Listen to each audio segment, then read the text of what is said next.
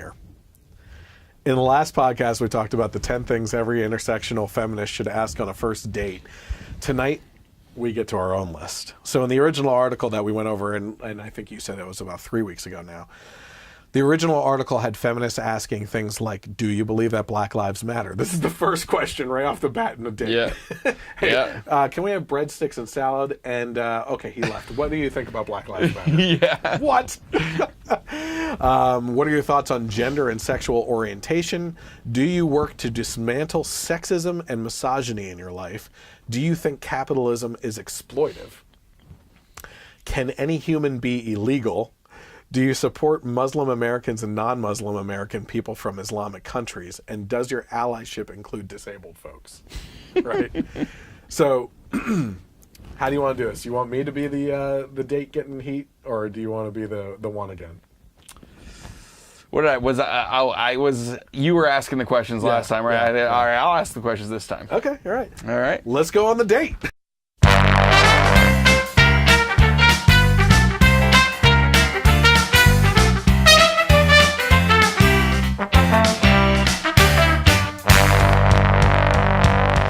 All right, so 10 questions that conservatives, both Did I make 10?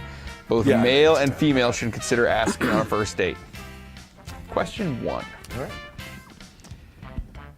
Hey, would you be okay with discussing some political and religious topics?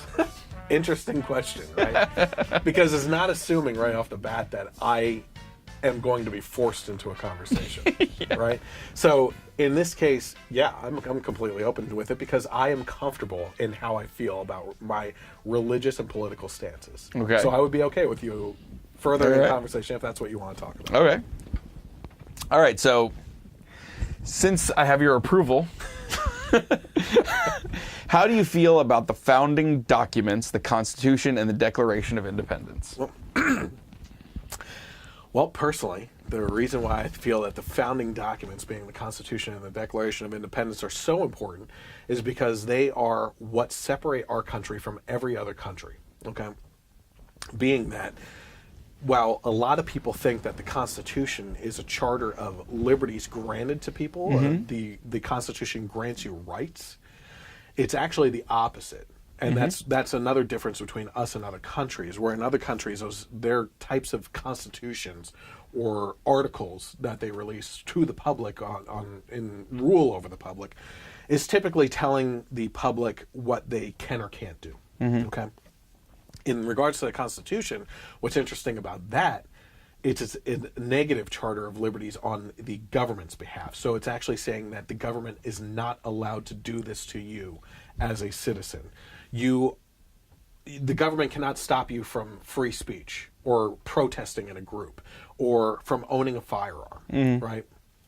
Under certain circumstances. They can't warrantlessly search your property or anything. It's all restrictions on the government, which is why current politicians on the left have such a hard time with the Constitution, because they want to dismantle that because it's hindering their power on things. Okay. Right? Now, in regards to this type of question, the reason why it's important is we get to see where this person that you're asking on the date lands on freedoms and liberties and their actual knowledge for the reason for the documents, okay? A lot of people happen to think that these are old, outdated documents that don't hold any relevance anymore. I was just going to say, wrong answer. This was written by old slave owners. Yeah. It should be an evolving document, and we don't live in those times anymore. It's got to be fluid. Yeah.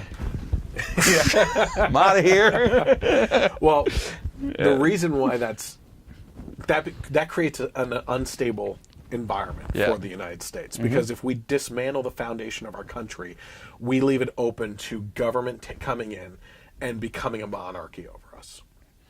Okay, for things like Bernie Sanders' socialist policies to overcome what is already there as a floodgate to stop the government from doing those types of things to us. All right, that's why they're so important. So since you responded in a calm manner after I threw water in your face, I'll give you another chance. All right, question 3. Are you a religious person, and what are your thoughts on the Bible and Christ? So, if I was on this date, you would want to answer this truthfully, right? Because I'm a Christian. I believe that the Bible is written by the inspiration of God through men, and that every word is true. And that includes, it took a long time for me to get over the fact that the stories like being swallowed by a whale or a big fish and everything, Jonah, you know? But if that takes a leap of faith, right?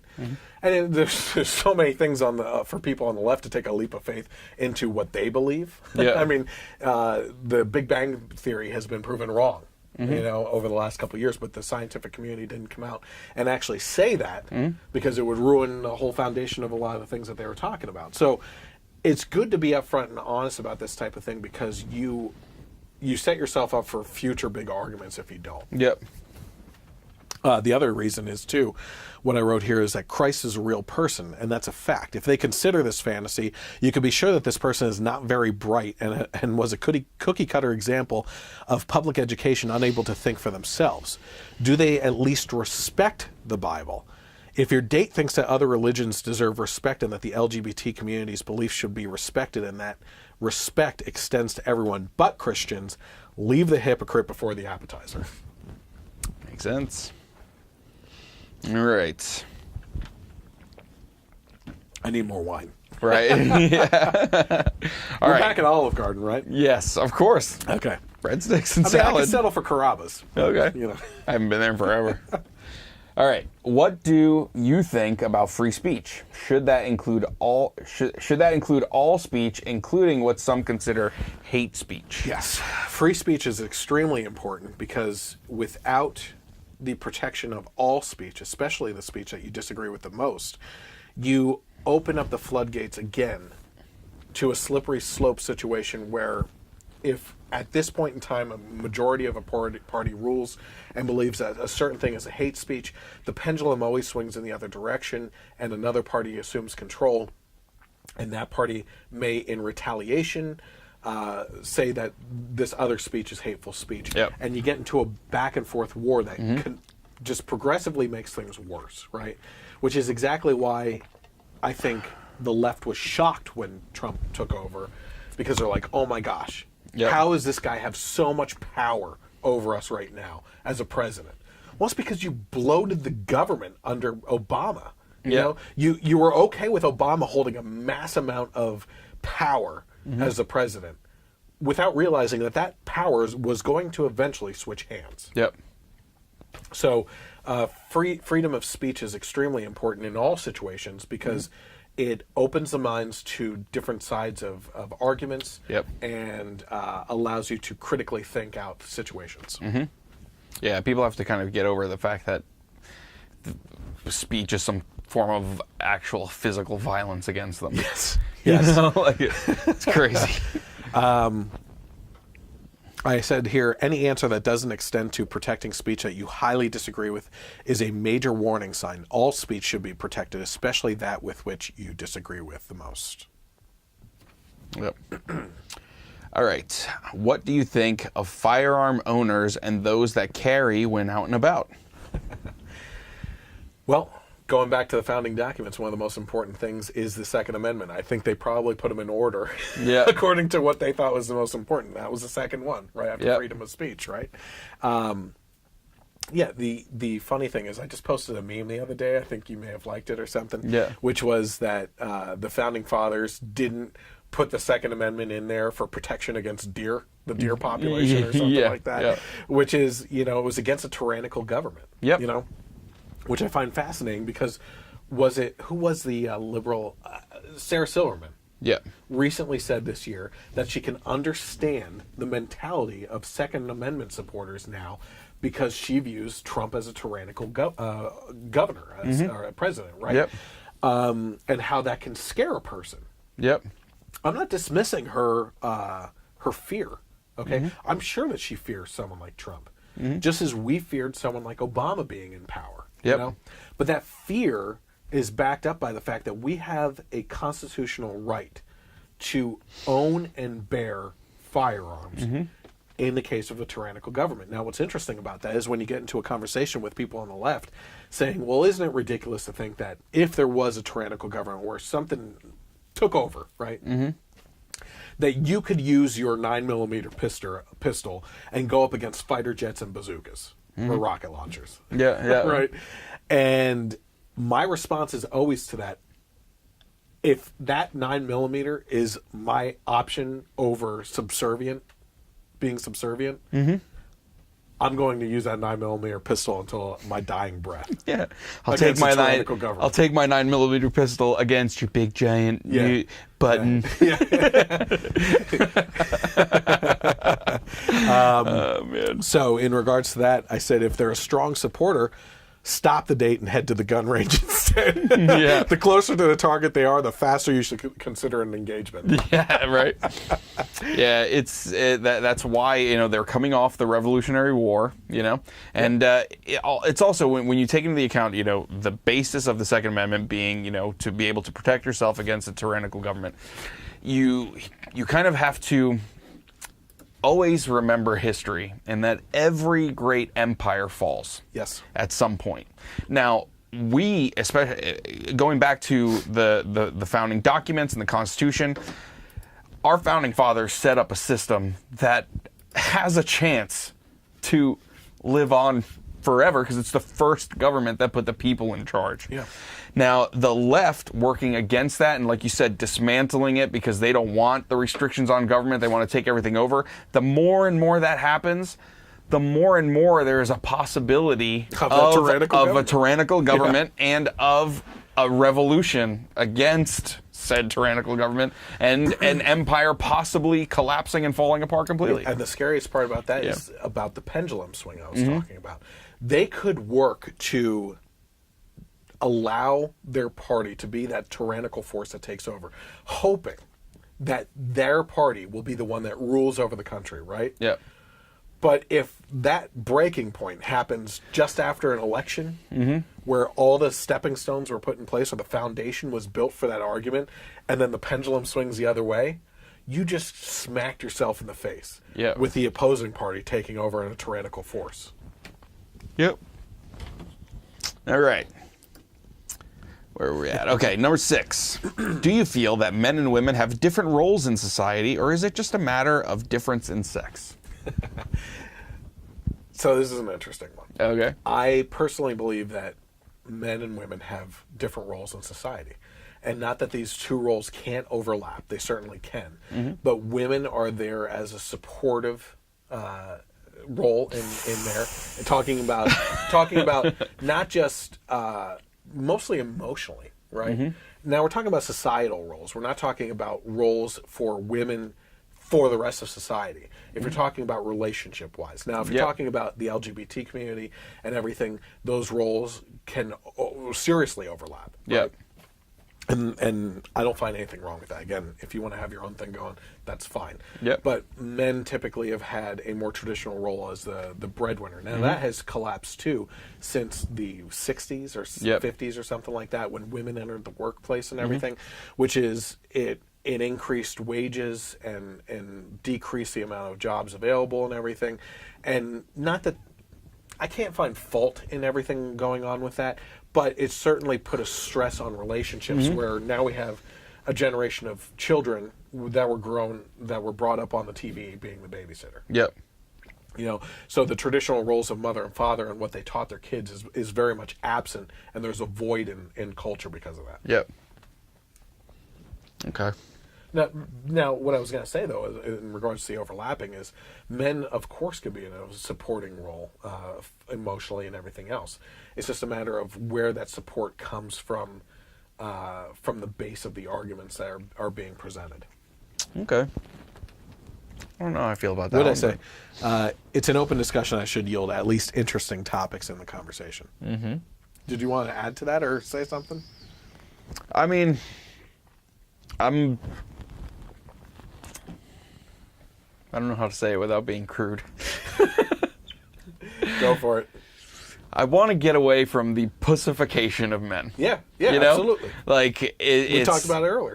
And there's nothing, and the villainization of women who aren't totally gung-ho to work and be independent and everything like that. There's nothing wrong with women that want to put everything into the most important job that there is, which is raising your kids. Yep. You know, and there's You nothing can- wrong with They can women. argue that all they want. It's the truth. Yeah, and there's nothing wrong with women that do want to work and be independent or anything like that. Like we both have daughters, you know, and if our daughter wants to aspire to be the best mom in the world, that's great. If they want to aspire to be the CEO of a Fortune 500 company or the first female president, that's great too, as long as they are Republican. Yeah. So I actually saw an interesting, because you know your one daughter's name, right? Yeah. I saw it was a Dave Ramsey video actually, where someone was at the studio and brought their kids, and they had two daughters named Reagan and Kennedy. I was like, okay, maybe the parents are split here, or they just thought it would be kind of cool, which is kind of cool. But what's interesting about that, and what a lot of people on the left don't want to recognize or accept, is that if you look at Robert Kennedy or JFK, I'm sorry, JFK's positions on things, along with Martin Luther King's positions on things, they would very much fall to the right of the middle. Today. Okay, because the left has gone that far left. In modern times. Yep. I mean, he was a devout Catholic. Yeah. And Martin Luther King was a reverend. Yeah.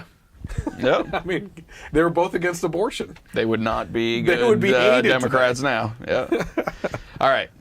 So, what are your thoughts on global warming? Do you believe it? Do you think it's a man-made issue? I mean, drop some knowledge on me, science guy. So so this is an interesting topic that we've addressed multiple times over the last year. Being that, you know, you have to tread carefully on the topic, only because the anti-global warming stance is often misconstrued with hating the environment, which isn't true. Okay.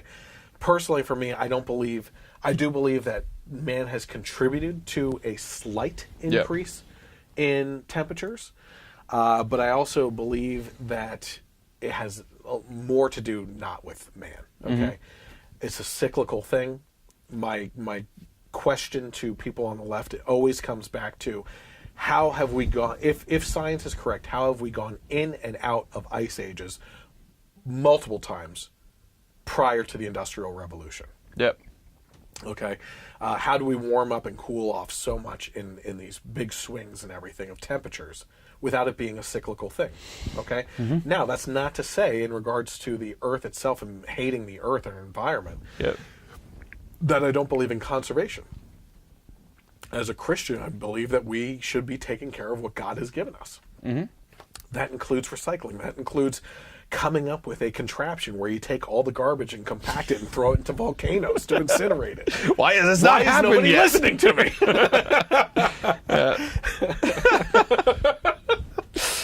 Why aren't these conveyor belts being You're built not in going to let Hawaii? it go until it happens. Oh man, that's great. So yeah, I mean, just because you're skeptical of global warming or climate change doesn't mean that you are anti-environment. I mean, it's nuts. What I say is, recycling is fine, conservation efforts are great, but you are dealing with someone who thinks that sterilants should be added to the water to prevent population growth. Then you should probably know that. Yeah. Because that's what John Holdren, the science czar of Obama administration, did believe, wrote about in a college textbook and taught in his class, was that the Earth is becoming so overpopulated that it's a danger to the environment, and we should be putting sterilants into the water systems and not allowing people to have babies. Yep. Which leads us to our next question. All right. So, are you pro-life or pro-choice? Firmly pro-life. There is no exception. And, you know, I've listened to so many great arguments from Steven Crowder lately. From, we were just talking about him, Ben Shapiro. Right? They just annihilate this. Personally, for me, I have many life experiences that have shaped my my point of view on this. I am essentially the product of a rape. My grandfather was a direct product of a rape, and without that birth being allowed to happen, there would be 26 less people today that were the offspring of that situation. According to that science guy from Obama, that would be a fantastic outcome. Yeah, they would see that as a great thing. But, what I find it to be the most fascinating argument for the conversation is, okay, listen, it always comes down to that the left is going to say, or the pro-choice people are going to say, well, listen, worst case scenario, what about rapes, incest, and stuff like that? Okay. The way Ben Shapiro or Steven Crowder approaches that is, okay, can we agree that's a horrible thing? Yep. Right? It is. Okay? Yep. If that's your argument, then can we at least agree that besides those circumstances, all other types of abortions are bad? Yeah. Right? And the pro-choice people typically say, well, I agree it should be rare or whatever, right? Mm-hmm. Well, why should it be rare? Ben Shapiro would say. Why do you think it should be rare? If you're okay with it, if you don't feel that it's a life, why should it be rare? Yeah. So all these arguments kind of come into play and everything, but I've seen people emotionally impacted for decades that had an abortion and wonder where that child would be today, what kind of person they would be, what kind of mother they would be, right? It emotionally impacts. It also does it to the fathers too that wanted a child. But what they feel doesn't matter. Yeah. I think it's sick how we've come to a point in society where we use abortion as a means of birth control. Yep. Because if you're talking about less than 1% of all abortions being that of rape and incest, okay, then you're talking about 49 plus million abortions that have happened because of just wanting it. Not wanting to deal with it specifically. Yeah. Right? And the solution is always adoption. I have that's the other part of the argument is I have friends that have been on adoption lists for years trying to adopt. And it's a hard thing. And you have to spend thousands of dollars. It's ridiculous. The adoption system needs to be revamped, and we need to have better education on what abortion actually is. Yep. Yeah. And I just the other big argument is it should be up to the woman to choose what to do with her body, but they're totally dismissing the fact that there is a separate body that is just being destroyed for what? Again, Ben Shapiro's argument on that is, okay, is it okay for me to stab you in your sleep? Right? Well, no, because the guy said I'm a sentient being. Yeah. Okay, is it okay for me to stab you if you're in a coma? No, because I could possibly wake up. Right? Yeah. Well, yeah, I could possibly. You could possibly wake up. A fetus could definitely be born. Yes. I mean, it's ridiculous. Yeah. So, yeah. I said the other part of this, and what I specifically noted here, is that this is a pretty big deal because I think both sides need to agree pretty quickly on this, where their stances are for both parties being involved on the date, so that they're on the same page moving forward as far as starting a family and everything. Yeah. Now, this doesn't have to be on the first date because this feminist crap about asking such crazy questions on the first date is asinine. But within the first couple dates, you should really knock this one out and find out if this person wants to have a family or not. Because otherwise, you're unless you're in it for just sex, the sexual revolution stuff. If you're actually looking for a life partner. I think if that's what you're in it for, you're either really committed to these questions or you wouldn't have made it past question 3. True. 3, what was my third question? A lot of effort. No, I was just picking it up. But the other, what was I going to say? One thing that he had mentioned before, too, is coming up with legislation because of anomalies, right? So you could say, okay, it's not normal for someone to have 11 fingers, right? But does it happen? Exactly. Yes. But are we going to make laws for everybody just because of these like slim cases of because of rape or incest or anything like that, And the other thing that he brought up in his conversation with Dave Rubin was the cost. Dave Rubin brought up a personal story of his. He had a friend who was just like, we just couldn't support the cost. It would be too expensive or anything like that. He's like, well, if you have a 2-year-old and you're realizing they're too expensive, does that make it okay? Do you just throw them off a bridge? Yeah. No, it doesn't. So and the other thing is a lot of people that say I'm not ready to do this. No one is ever ready. No, you just make it work. No matter how much you do up a nursery and everything, you are not prepared to have a kid. Trust me. Okay, it takes you by surprise. It turns everything upside down, and you have to rearrange your life and how you live it. Yep, absolutely. All right. What kind of short-term and long-term goals do you have? Oh, imagine a question like that. Pretty open-ended. Yeah. So I don't feel like tonight I have to necessarily answer that, but the reason behind this is to see the ambitions of a person. Yep. Right. I'm well known for having lots of ideas and not following through on them. Okay. Like, the great example, right? I had the idea to make the video for the Blaze, right? And what I was going to do and try to get in front of them and everything. And my wife was like, okay, good luck with that.